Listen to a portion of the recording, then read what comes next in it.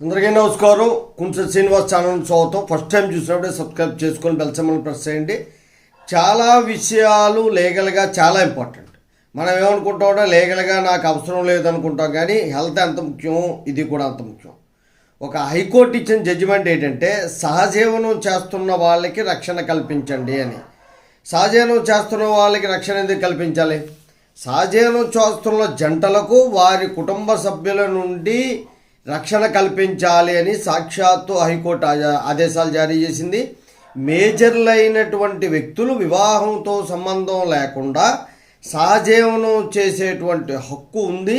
సహజీవనం చేయడానికి వాళ్ళు తీసుకున్న నిర్ణయాన్ని గౌరవించవలసిన బాధ్యత ప్రభుత్వానికి పోలీసులకి ఉంది అని హైకోర్టు స్పష్టం చేసింది. 12 జంటలు తక్షణం మాకు రక్షణ కల్పించాలని కోర్టులో పిటిషన్ దాఖలు చేశారు హైకోర్టులోనే.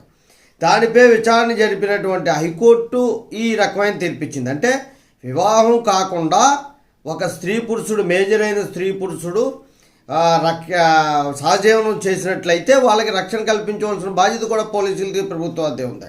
దాని మీద కోర్టు తీర్పు ఇవ్వడం అనేటువంటిది జరిగింది.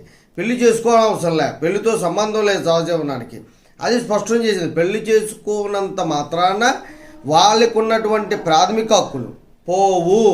వివాహంతో సంబంధం లేదు, సహజీవనం చేసుకోవచ్చు. పెళ్లి చేసుకోలేదన్న కారణంతో వారికి ఉన్నటువంటి ప్రాథమిక హక్కుల్ని కాలరాయలేము. అంటే ప్రాథమిక హక్కులు పోవు అని కుటుంబ సభ్యులు కానీ ఇతరులు కానీ అభ్యంతరం వ్యక్తం చేయడానికి ఎటువంటి వాళ్ళకి హక్కు లేదు. ప్రశాంతంగా జీవించడానికి వాళ్ళకి పూర్తి స్వేచ్ఛను కల్పించాలి. సుప్రీంకోర్టు మార్గదర్శకాలకు అనుగుణంగానే తీర్పు ఇవ్వడం జరిగిందని చెప్పేసి అలహాబాద్ హైకోర్టు తీర్పిచ్చింది.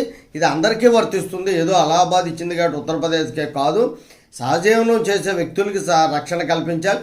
వాళ్ళ జోలికి మనం వెళ్ళేటువంటి అధికారం తల్లిదండ్రులకు కానీ ఇతరులకు కానీ ఎవరికి కూడా ఉండదు. జై హింద్, భారత మాతాకి జై.